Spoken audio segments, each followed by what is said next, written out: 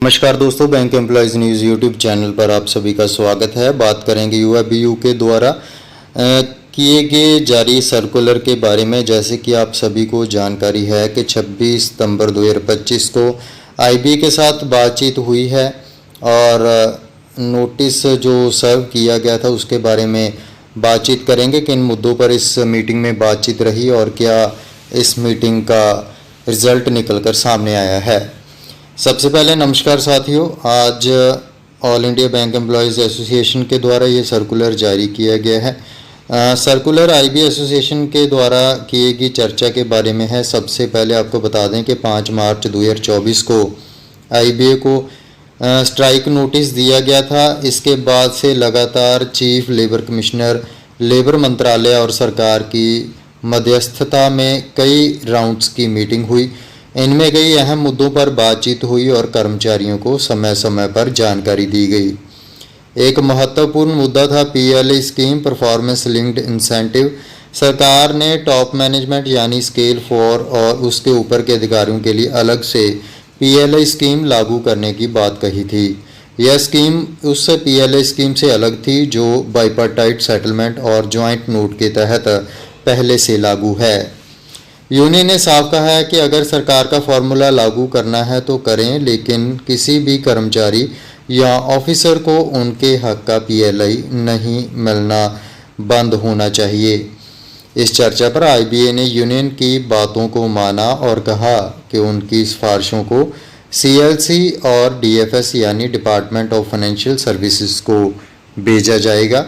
अगली मीटिंग 15 अक्टूबर 2025 को तय की गई है।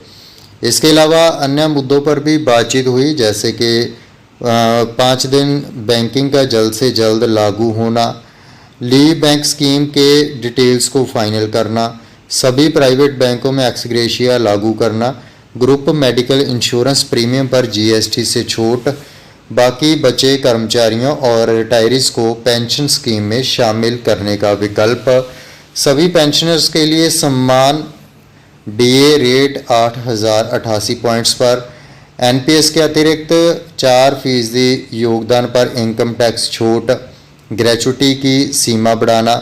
एनपीएस में जैसे कि 4% एक्स्ट्रा मिलता है उस पर इनकम टैक्स लगता है, उस पर छूट की बातचीत की गई है। सब स्टाफ और आर्म्ड गार्ड की भर्ती को लेकर बातचीत हुई है।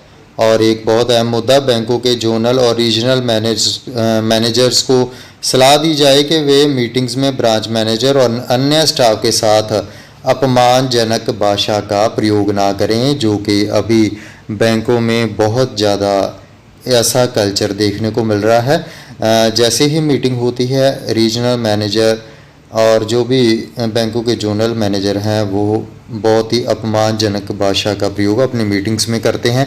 इन मीटिंग्स में ऐसा प्रयोग होना नहीं चाहिए। और एक सलाह और दी जानी चाहिए कि जो भी मीटिंग हो उसकी फुल रिकॉर्डिंग होनी चाहिए, कौन सी भाषा का प्रयोग किया गया है। तो साथ के साथ रिकॉर्डिंग रहेगी तो आगे सेफ रहेगा। चर्चाओं के दौरान आईबीए ने यह भी बताया कि डीएफएस, सीबीडीटी और जीएसटी काउंसिल से वे लगातार बात कर रहे हैं ताकि रिटायर्ड कर्मचारियों के मेडिकल इंश्योरेंस प्रीमियम पर इनकम टैक्स छूट मिल सके। साथ ही एक नया पॉइंट क्लियर किया गया था। अब मेडिकल इंश्योरेंस स्कीम के तहत रिटायर्ड कर्मचारियों को एड ऑन फैसिलिटी मिलेगी, जिसमें उनके डिपेंडेंट शारीरिक या मानसिक रूप से दिव्यांग बच्चों को भी शामिल किया जाएगा। ये था आज के सर्कुलर का पूरा अपडेट। यह साफ दिखाता है कि यूनियन लगातार बैंक कर्मचारियों और रिटायरीज के मुद्दों पर लड़ रही है। आगे से सरकार भी इन मुद्दों को ना मानने को लड़ रही है, ऐसा देखने को मिल रहा है।